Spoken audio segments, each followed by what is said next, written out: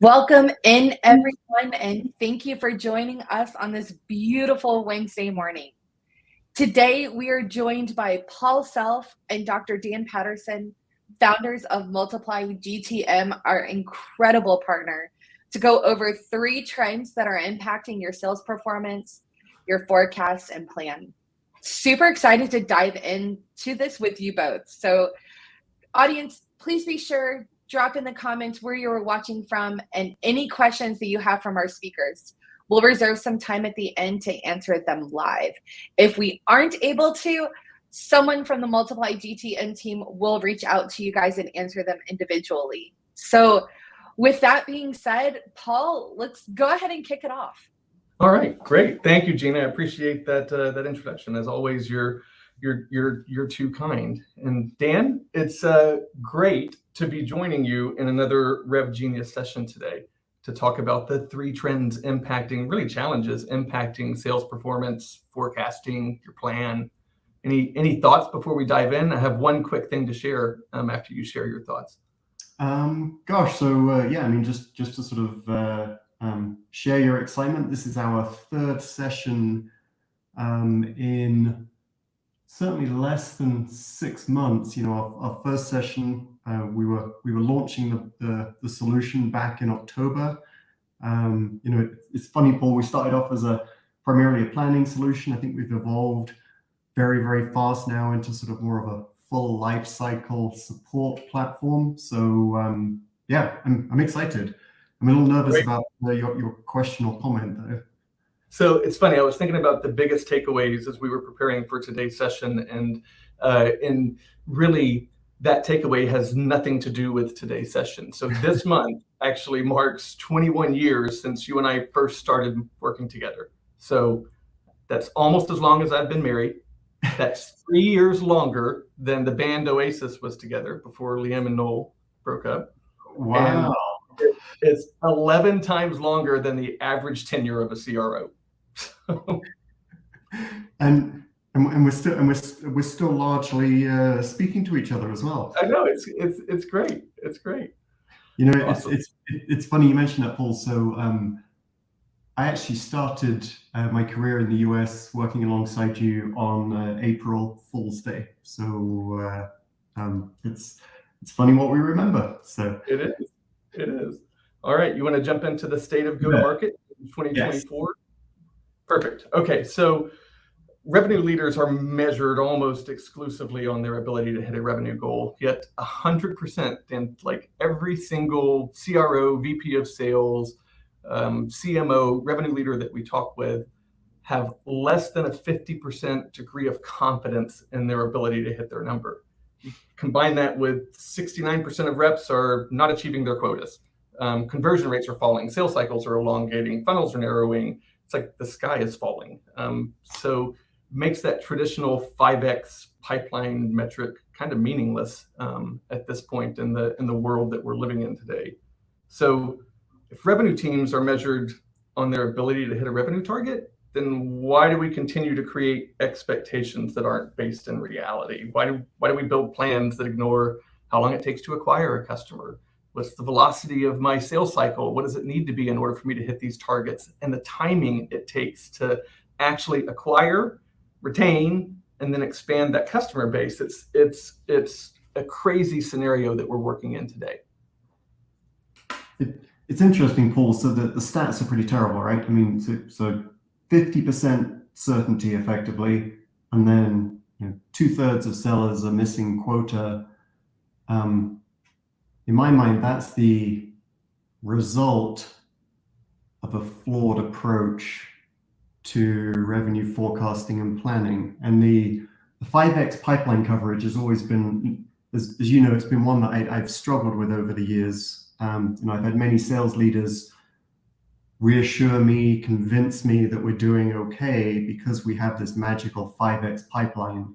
And I think one of the reasons why we started Multiply was this obviously flat out just doesn't work. I mean, if this 5x pipeline threshold or target was a sound basis, then these stats wouldn't be what they are today. And I know we're going to talk about an alternate approach to measuring coverage and ensuring that we have certainty. But yeah, I think the middle metric that you have there is really the root cause of the results, which is on the left and the right. Yep, I agree. Let's you want to jump into maybe each one of these challenges, and we can share a little more detail on the best path to kind of addressing them. Mm-hmm.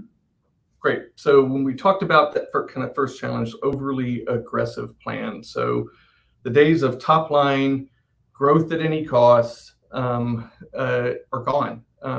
Organizations have to shift to more fundamentals on how they're managing, running, and planning their business, much more so than they were, forced to do in 2020, 2021, 2022, when money was cheap and resources were readily available to do all kinds of experimentation. So investors, board members, executives, stakeholders in a company, they're all shifting their focus and viewing the business through a very different lens. It means you have to understand your revenue sources. You got to know, from new customer acquisition to retention to expansion, what is the plan for supporting the scaling of that business over time, so that I know how much contribution I'm going to get from my recurring revenue, for example, and what I need to do and plan for to retain that recurring revenue over time, so it doesn't degrade, too quickly, putting more pressure on new customer acquisition. So that means the traditional kind of napkin math that we've kind of all used isn't enough. Looking at the volume of deals and the volume of leads isn't enough. It has to be supported by a plan that shows alignment between sales and marketing, balancing, what the sales team needs with what marketing is able to produce, and what our dollars and capacity will actually allow us to deliver to the business in support of the revenue goal. And when we do this, we get alignment. So we get alignment across the go-to-market teams. We get alignment from go-to-market, sales, finance, marketing, and product. And so we're all operating against a common set of goals that are achievable and are rooted in reality.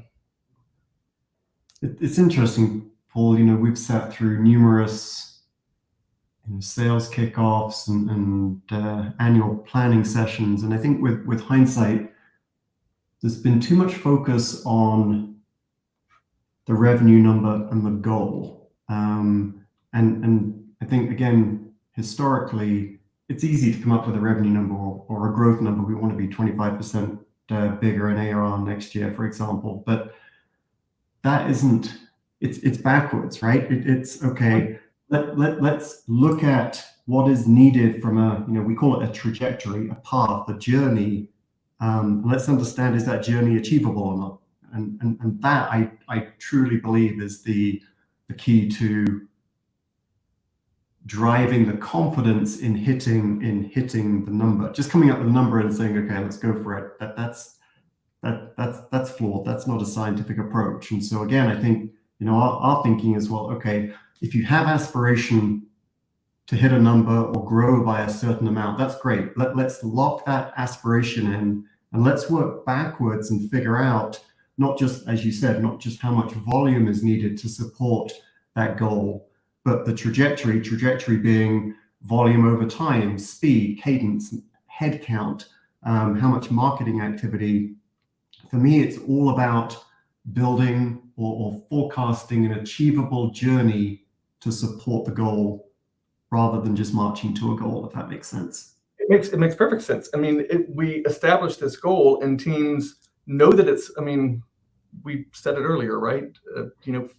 Less than 50%, 100% of people, 50% confidence or lower in actually being able to achieve that revenue goal. In the absence of a plan that's supportive of that revenue goal, the alignment across those teams, the prioritized listing of how we're going to invest from a resource perspective, it's really difficult to get teams to truly believe in their ability to actually hit that number.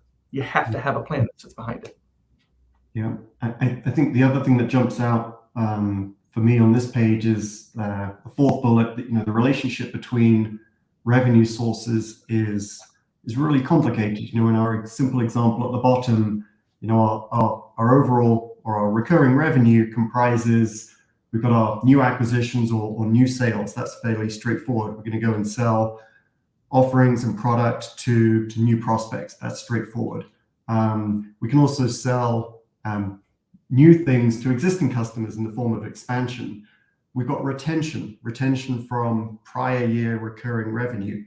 The relationship between those three is actually quite mathematically involved. And what I didn't realize until really recent years was the dimension of time is as important, if not more important, than selling more stuff. I can sell the same amount of stuff dollar-wise, but depending on when I sell it, the timing at which I sell it has a massive impact on me achieving that recurring revenue number. In very simple terms, the earlier I can build up a head of steam from a recurring, or rather from a retention perspective, which then feeds my recurring engine, the earlier I can do that, it gives me more resilience. You know, the concept of, oh gosh, we'll make it up in Q4. It's if you leave it till Q4, you're already too late. It's that old cliche, time is money. It is unfortunately wildly true in the world of SaaS. Mm-hmm. Yep. And I come from the construction scheduling world where we live and breathe schedule. I think what's so exciting for me at Multiply is taking those scheduling techniques and now applying them to revenue forecasting. We're introducing a new dimension above and beyond just brute force. More volume equals success. More volume doesn't equal more success. It's as much about the timing, or the appropriate timing. When do we invest? When do we expend effort from a marketing perspective to support the needs of sales? Knowing that there's a sales cycle and a journey from top of funnel to bottom of funnel, understanding that timing. Thankfully, we can use maths to model that and reduce the uncertainty and hopefully drive up that 50% confidence level that you showed on slide 1. So how do we capture, how would we capture that type of information from the team, so that we can have the foundational framework for building a plan that actually supports our revenue goals? Mm-hmm. So, and we can probably demonstrate by example in a few seconds. But again, I think it starts off with, let's not try and forecast our outcome from a revenue goal perspective. Let's start with an aspiration. We want to be at $10 million within a certain time period, and then there, let's capture let's consider what I call impact drivers. What are our capabilities? What are our constraints? What do we know from a historical perspective? And this is a really key part to what we're going to talk through today. Is don't plan in abstract or in absence of what we know we've been able to deliver historically. Let's take into account our historical performance and use that as an influencer, not a driver, but an influencer, it's basically an influencer on the model. Tell you what, let me switch tracks. I'm actually going to demonstrate a very simple example. Great. In our platform.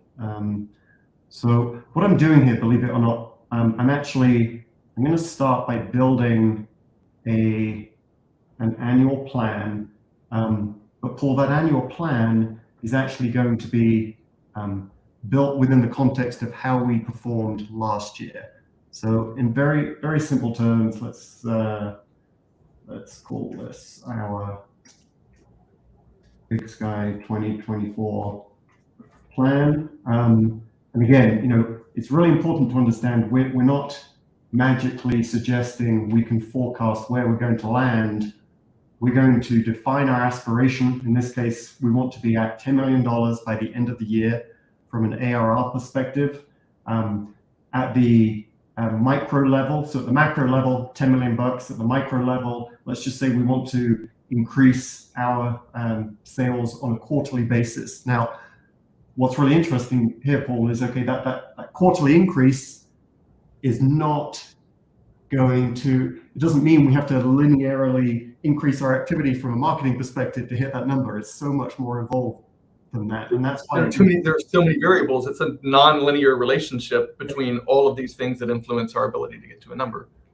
Exactly. And so, doing what I call napkin math, you just physically can't do it because there's too many impact drivers.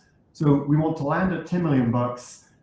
We already have an existing revenue stream in the form of retention. So again, this is all about the delta between where we're at today and what we're generating and where we want to get to. That delta is our trajectory. And then very, very quickly, we may have multiple offerings. Some of them may be recurring in the form of subscriptions. Some may be upfront service and implementation offerings that are non-recurring. The key to the model, though, is up here in the top right. This is just our standard stage definition in our pipeline and funnel. That's not really very interesting or instrumental to the model. What is key, though, is the model is smart enough to go off and interrogate historical performance. It's doing a 12-month look back right now, and so it's able to interrogate how well were we able to convert from SQL to demo to workshopping through to proposal and a win. Just as importantly, and probably more importantly in the dimension of time, it understands how long historically it takes to convert, in this case, a deal from stage to stage to stage. So with all of that said, let's go ahead and very quickly do our model build. So again, Paul, it's super important to understand we're starting off with an aspiration. So we've got our goal that we want to land on, and then everything in the model is working backwards. So in the most simplistic, new sales. So remember, we've got retention, we've got new sales, expansion. This is showing that in order to hit that, excuse me, that $10 million ARR, this is our ascent on a monthly basis. And not only that, it's an ascent broken out by our recurring in the form of product and non-recurring in the form of our service offering. So you can see that contribution, right, of that recurring revenue stream over time. Exactly, and we're looking at this as a pure new acquisition, new sales dollar amount. When we start to peel back the layers, we can look at what does that mean in terms of actual deal count. And again, the deal counts can be segmented by product offerings. So now, we can start to calibrate the model and go, well, actually, we just physically can't process that many wins on a monthly basis. And we'll get into plan optimization in a few more minutes. But this concept of looking at the trajectory less from a results and a dollar perspective, but more from a what do we need to do and generate and support and invest in, whether it's deal count. We can do the same thing and start reporting from recognized revenue.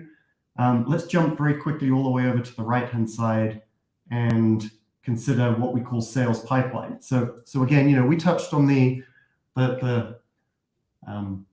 somewhat subjective, well, we just need to carry a 5x pipeline and we'll be A-okay. This is taking a completely different approach. This is a mathematically sound approach. And what it's doing is, again, based on our end goal and then working backwards on a quarterly basis, it's calculating how much we have to have in play within the sales pipeline. Remember, that sales pipeline is continuously maturing. We're working down through the funnel. So in this case, on a quarterly basis, we're able to understand how much we need to carry on a quarterly basis. So in our simple example, Paul, we are now end of February. We're probably a little late in our 2024 annual planning. But if we home in on our Q1 2024, we can see that we need to carry today we need to be carrying $7.3 million in our pipeline in order to achieve our down the road downstream $10 million ARR. Interesting. What's even more insightful is we can segment that $7.3 million into, well, how much of that pipeline do we need to be carrying to achieve our Q1 win, our Q2 win, et cetera, et cetera. And so what that means is we're now working in sort of the predictive, because if we miss our Q1, going back to this whole concept of the compounding of revenue over time, we're able to predict whether we're ahead or behind at a very, very early stage. So that's sort of looking at what we need to do and carry from a sales perspective. You mentioned alignment earlier. Alignment between sales and marketing. In very simplistic terms, we have the demand from sales at the top of the screen here, again from a quarterly basis. But what's so interesting is, okay, in Q1 we need to achieve $657,000 worth of new sales. Okay, we will only achieve that though if our marketing organization generate so many leads. But it's not just that, it's so many leads at a certain point in time. This whole concept of tying sales demand and marketing supply and tying that to the dimension of time is key to success. And so in this simple example, yes, we need to generate this many leads, but those leads need to be generated and actually converted back in Q3 of the prior year. So it's this concept of rolling wave, ongoing performance from marketing feeding into sales. And so when we talk about the challenge of overly aggressive targets, right? This is a first step in making sure that we can rationalize the volume of activity that's going to be required, the timing of when that activity needs to take place, and then start to tie that to the investment that's needed to actually hit those numbers. So that overly aggressive plan can then be kind of qualified to a degree, right? To make sure that we can actually achieve it. Yep, and I think again the key there is, we call it VVV. It's allowing the team to buy in or push back on the volume required. It's allowing the team to buy in or push back on the velocity, the time phasing. But also the third V is value. How much is it going to cost us to achieve what the model is suggesting we need to march to? Mm-hmm. Well, I think that's a good segue into kind of the second challenge on this narrowing of the funnel and conversion rates. So we know it would be incredibly difficult to drive the same volume as maybe we previously did in 2020, 2021, 2022. And even if we wanted to do that at this point in time, it'd be too expensive in the world that we're living in, where growth at any cost we can't do. We'd have to make more prudent investments. So we'd fill pipeline gaps with, let's hire a bunch of SDRs and increase the activity that the SDRs are doing. Let's do a lot more outbound. Let's do content marketing, right? And double down on content marketing and trying to distribute that as broadly and as widely as we can. But that isn't as effective, and it's now becoming increasingly misaligned with how the buyer actually wants to buy. So instead, the organizations that we're working with, we've seen them move towards programs and campaigns that may produce a lower volume, but they're better targeting their ICPs. They are better targeting their customer segments and how that goal that they have aligns with where that revenue needs to come from a customer segmentation perspective, also from a revenue source perspective, so we can allocate those investments accordingly.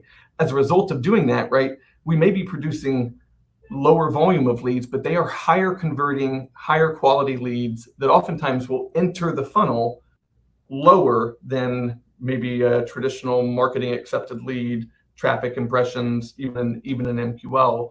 But it's all predicated on what is our plan most sensitive to, right? So when we're rationalizing our plan, what are the impact drivers that will have the largest impact on our ability to invest appropriately in going to market?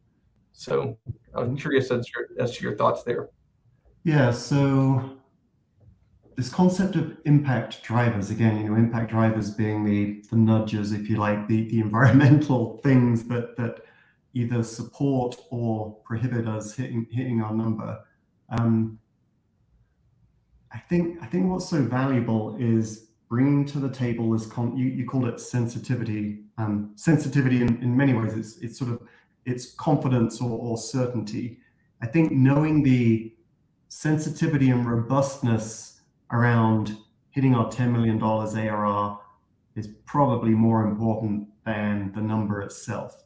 If I got a huge range of outcomes against that $10 million goal, and I could land anywhere between 5 and 10, that's pretty bad. But if I have a high degree of certainty that I'm going to land anywhere from maybe 8 to 10.5, I would absolutely much rather march to that narrower range of outcomes that carry a higher degree of certainty. Now, how the heck do we model and gain insight into that? As you said, it's all about testing the sensitivity and the robustness of the model that's been generated. And again, doing that, whether it's on a napkin or an Excel, it's hard work. And not only that, the plan, as soon as you've built the plan's out of date. Again, in our example, we're marching now, we're at the end of Feb through our 2024 plan. That plan is very different today, or the march forward remaining is quite different today than it was January 1, based on what we've achieved or not achieved between January 1st and end of February.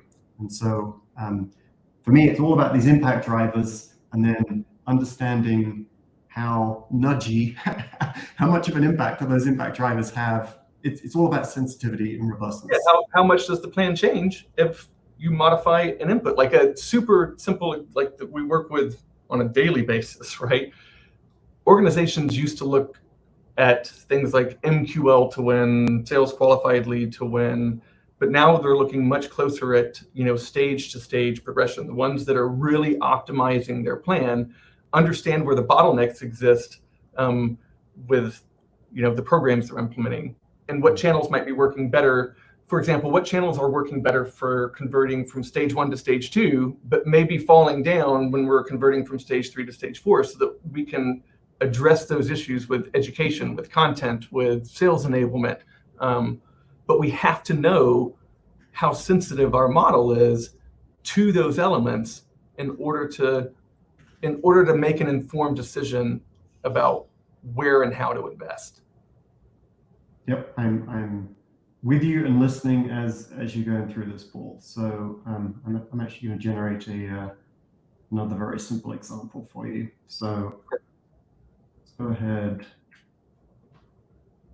You mentioned those channels. I've got a simple example here where we have our new acquisition responsibility. I've split now between North America and EMEA. So going back to the concept of impact drivers, we can get into a huge or a very high degree of sort of granularity. We can vary the responsibility by geo. We can spread the sub goals, again, those micro goals on a quarterly basis. We may have EMEA may be more equity spread over the year versus North America, which is more back-end loaded, et cetera, et cetera. Now, that's great. We can get into ridiculous detail. We can do different product offerings. You mentioned differing like sales cycles and conversion rates. Again, between those geos. That's great. It's also a little bit overwhelming, especially when we're sitting down with the team and doing our upfront annual planning. So to make it easier, we have this concept of basically this is our sensitivity tester. So the way this works is if we say, okay, for the whole of the business, again, if you recall, our end of year goal is to be at $10 million ARR. We have our two simple offerings. We've got our recurring revenue product and our upfront service offering. And right now, just to remind you, we need to do a whopping 1.86 thousand deals in 2024 to hit our number. Okay, so how can we lessen the burden in terms of deal count? So we could say, okay, well, our offerings here, let's look at how sensitive our model is to perhaps a 20% increase in price change. We know that our customers are actually not very price sensitive. They see huge value in this product offering. What would be the impact of that? So in a very simple example, we can run the model, and a 20% increase in price actually only results in a 6% decrease in the number of leads we generate. That's a perfect example right there of this non-linearity concept. 20% increase in price on one product doesn't mean 20% reduction in lead gen or lead demand. Conversely, though, we could say, okay, well, historically we've suffered a 4% churn. What if we invest more in customer success? Let's see what would happen if we could double our retention there and reduce our churn, in this case by a net of 2%. Run the model one more time, and now we can see our percentages continue to go down. And so this is an opportunity for us to play what if with the levers and understand the sensitivity. Let's take another simple example. We talked quite a bit about conversion rates. We go from doing a demo to workshopping, hand-holding. The prospect then, understands and has what we call a value realization. We then work on proposal negotiation through to win. What if we were able to improve our conversion rate in this workshopping stage? Less than 70% isn't great. Surely with our hand-holding, we should be able to improve that. Let's enable our customer success team to drive that up. So let's crank that up to maybe 75%. And in parallel, not just looking at optimizing our conversion rates, let's optimize and accelerate the time it takes to do that workshopping process. 39 days. Let's really try and squeeze ourselves. Let's try and get it done within 3 weeks. So again, we can run the model, and now we can see, for example, our deal count. Remember that 1.86 thousand deals earlier? Well, we're getting a net reduction of 6% from a deal count perspective. We're getting now a 14% lesser burden on marketing. We can look at how much that's going to cost us, et cetera, how many new sales left to go.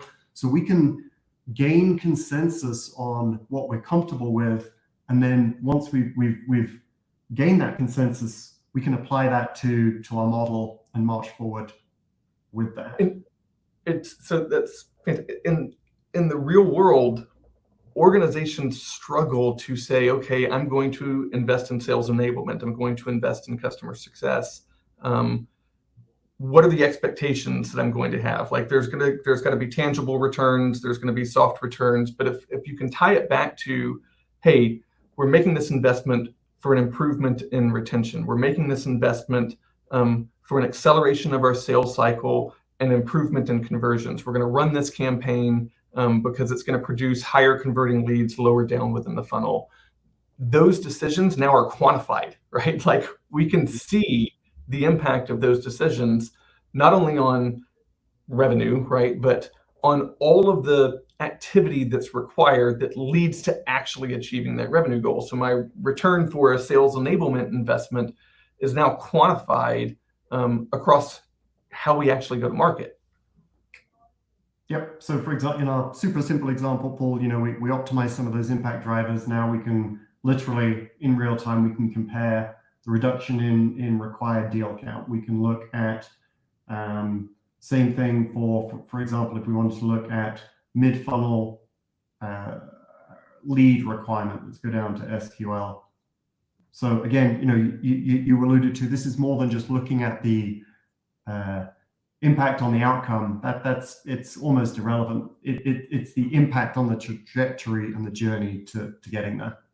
Yep. Great. One thing we didn't touch on, Paul, just before we left, our 2 out of 3 was not just slicing and dicing the businesses we did in our example with EMEA and North America, but also using a toolkit of metrics that span volume, velocity, and value to help guide us. And I'm not going to walk through each of these on the screen here, but again, it's more than just looking at revenue and wins. It's looking at things like ratios, like return on investment, how much did it cost us per lead, the value of each lead, customer acquisition journey time, so on and so forth. So surfacing these in the model, again, it's just another means of making more informed decisions as we march forward to. And the beauty of it is, so often these metrics are kind of rear view mirror metrics, right? I mean, we look at them, after we've started winning deals. They're never tied into do I have a reasonable customer acquisition cost and expectation on a payback period before I produce that first lead. You can do that now and make sure those expectations are sound. All right, so that takes us to 3 of 3 on targets not really being based in reality, and I'll move through this one pretty quickly just so that we can make sure we spend the time on how do we evaluate the achievability of a plan, right? What really goes into doing that? But we talked earlier about and we're beating a dead horse with the 5x pipeline targets. It's no longer realistic, but go-to-market teams are actually resetting expectations on the amount of pipeline coverage they can actually create versus what they actually need. And it's all driven by historical performance. So the organizations that are leading are taking a look at not only historical performance, they compare that to things like industry benchmarks, and they make more informed assumptions on their strategic bets on how they're actually going to get there. But to support them in doing that, they have to understand how aggressive is my plan, where is it aggressive, so that I can make those informed decisions that would impact the things that will move the needle the most for the organization. So we're talking about aggressiveness of the plan, Paul. I think out of the gate, I'd probably say, well, aggressiveness, it's my revenue leap. Last year we hit 7 mil ARR. We want to hit 10 mil this year. But when you think about it in a bit more detail, it's not really just about the revenue leap or jump or growth.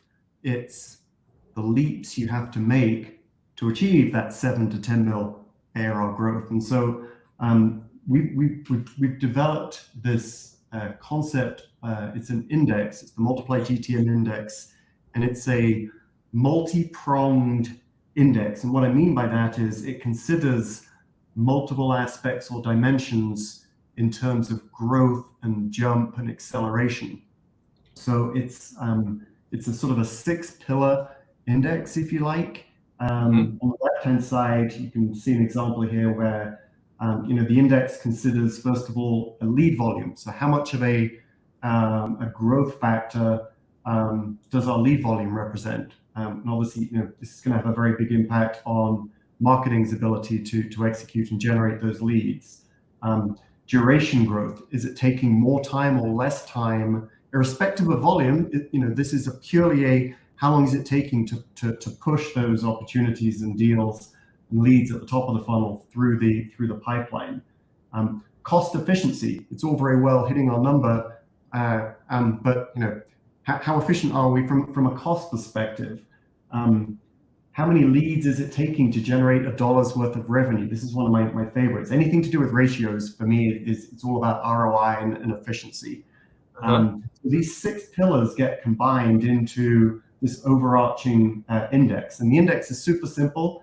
It's a linear scale from 0 to 200, and the concept being we start off with effectively a baseline. The baseline is what were we able to achieve and perform, for example, in 2023, and that's typically sort of our compare against. So this is very much benchmarking. So that compare against value, last year we achieved a baseline of 100, and then when the new 2024 plan is developed or we're considering it, again, based on those 6 pillars, it gets scored, it comes back with an index. If the number is greater than 100, it's a reflection of a higher degree of aggressiveness. But the great thing is you can look at why is it more aggressive? Is it because we need more lead volume? Duration is shorter, more aggressive. Cost per lead is more expensive, etc. So you can look at the achievability from an aggressive perspective, but what's really interesting, it goes in the other direction as well. And so in some cases, you could be selling yourself short and leaving money on the table in your plan. So let me give you a 2-minute example of that. So we were at the point, Paul, where we'd already done some degree of optimization within our plan. Right now, our overarching index is actually coming back at 94. And what's really interesting here is we're striving to be a $10 million ARR organization by the end of 2024. We could actually afford to be more aggressive. It's so interesting. And the reason why we could afford to be more aggressive against that $10 million number is because of our historical performance and our trajectory from prior years. This is showing it over time. So in Q1, honestly, I would look at this and go, wow, we are selling it. We are under planning from a target perspective in Q1. We could afford out of the gate in Q1 to go a lot faster, a lot harder.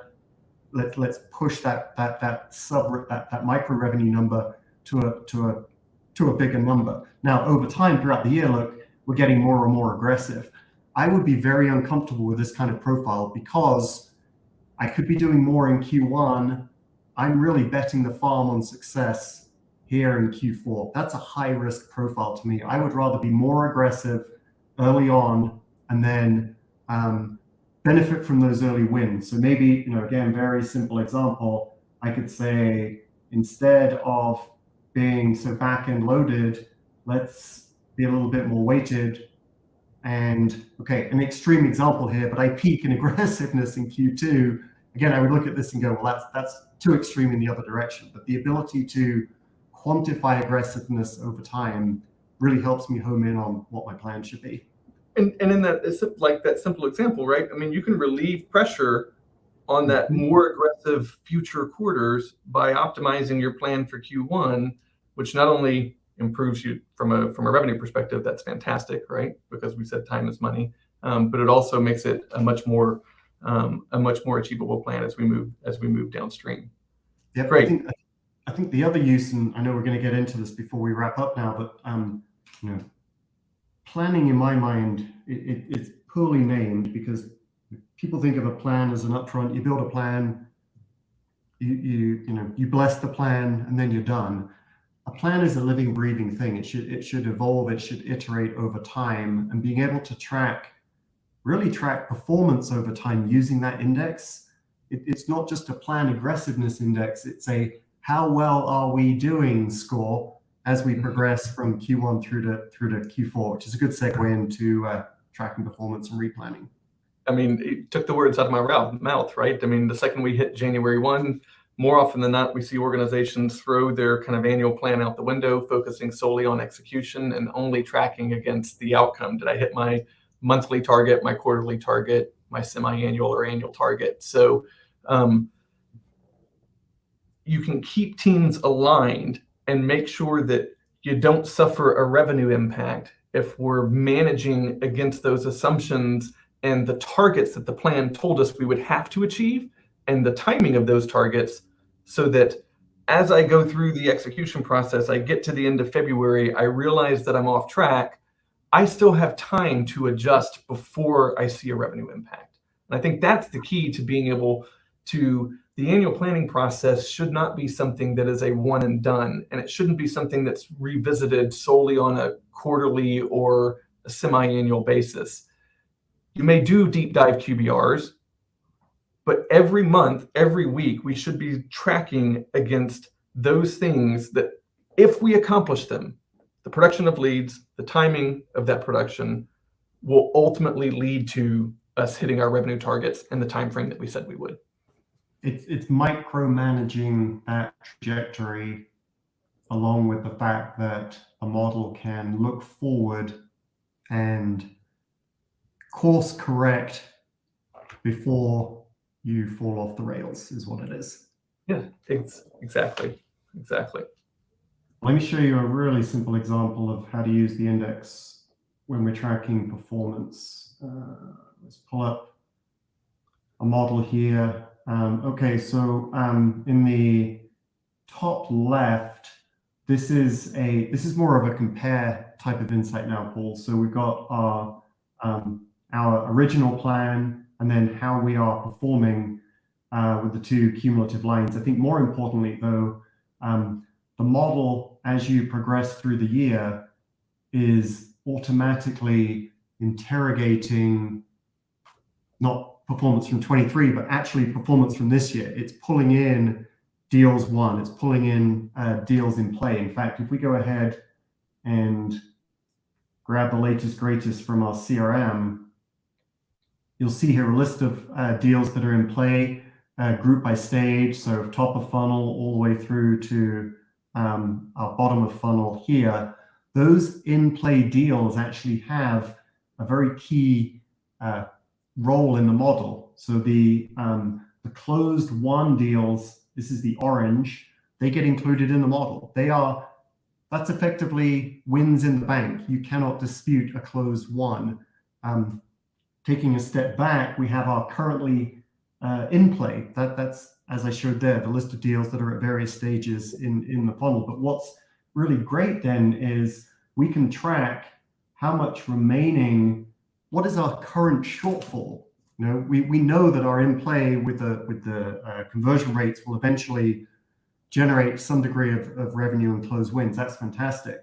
But do we have enough in play to support our model? So segmenting, same thing on the right here from a leads perspective, you know, segmenting what we've already banked from a closed won, what we have in play, and oh my gosh, that's a little worrying in this example. We still have a long way to go in terms of pipeline build to support downstream revenue in subsequent quarters. And then we mentioned the index. Let's see if we can look at this. Let's do this for the whole of year. And let's compare with, okay, so what this is showing, Paul, is in very simple terms, we've got our quarterly index. So remember, index is all about how aggressive is our trajectory. And then as we progress through the year, we can see how we're doing relative to how we should have been doing. So, you know, in this simple example, we actually underachieved. We weren't as aggressive in our execution. We're about 5% under, that's 70 relative to 73. We should have executed or pushed harder. And then that gets reflected back in how much extra activity are we going to have to generate going forward in order to get back on track. So we have this. We know you miss your Q1 number, you're not going to get relief on your annual goal.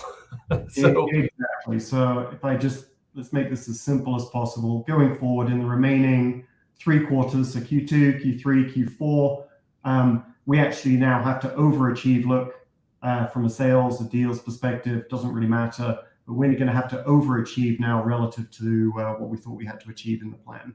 And that's worrying because we have to work harder, but it's great that we know that now up front rather than getting to the back end of the year and trying to do that mad dash to the finish line. And it gives you the time, right? So it from a timing perspective, and this partially addresses one of the questions that popped in, but you're able to pivot very quickly at that before you start to see downstream future revenue impacts. We know what the new booking sales target's going to be as a result of that miss, but we also know exactly when we need to start improving things like conversion rates or the volume of leads that are coming through, or introducing a new program that we can then test against the current state of our plan and what's been happening in the market. It's live, it's always on, and it's a constant ebb and flow of the decisions that I'll have to make based upon that ebb and flow of performance. Not only closed won, but pipeline, production, timing, conversions, sales cycles, all of it. You're going to cringe, but it's like reality-based planning, right? We're planning in context of what's really going on, how we performed historically, where we're at today, and then all of that is used to do an intelligent look forward. Great. Well, that was a lot of fun, and I enjoyed that. So we created Multiply GTM because we clearly think the traditional approach to long-range planning, annual planning is frankly it's broken. So we at Multiply GTM calculate the required investment, activity, volume, velocity, timing, all of it, anything that's needed to actually track and go and achieve that revenue goal. So the teams that we're working with not only spend a heck of a lot less time planning and working in spreadsheets, because we take a prescriptive approach to capturing the inputs to this planning process, scraping information and performance data from the CRM, but the ultimate result is a much higher degree of confidence in being able to achieve your goal, and more organizations actually hitting their number. So that's an exciting thing for us. Any closing thoughts, Dan? No, I mean, again, I don't want to harp on about it too much, but this concept of, for me, the confidence factor is more important than aspiring to a number, because if I can have a certainty in my or a higher degree of certainty in my future state. That's job well done. That's what this is all about. I think what's going to be really exciting, Paul, over time from a sort of selfishly from our organization perspective, is we're going to be able to track how well organizations and teams are tracking to the plans, and then imagine if we start using that as a feedback loop where we can say, okay, well, those organizations that actually hit their plan, they made these pivots, they used these pillars within the index. We'll have a really good understanding of the key or the true drivers of what keeps an organization on track. And those true drivers then are really they're the biggest influences. They're the ones that you need to focus on. So, for me, being able to provide kind of those benchmarks, I guess, back to the community, almost as a side benefit of what we're building from a planning tool, is super exciting. That's great. I agree. So it's not too late, right? I mean, we may be 2/3 of the way through Q1, but if you had a mathematically sound watertight model that you could then evaluate the achievability of that plan based upon your historical performance, combined with how you've performed to date through at this point in 2024, you would have an incredible way to align the entire team around executing against a much more achievable plan. So we will work with you to take the inputs to the planning process, build a multiplied GTM model and plan, score it based upon your historical performance and its achievability using the multiplied GTM index.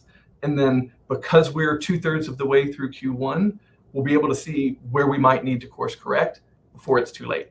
So reach out to us at sales@multiplyGTM or multiplyGTM.com.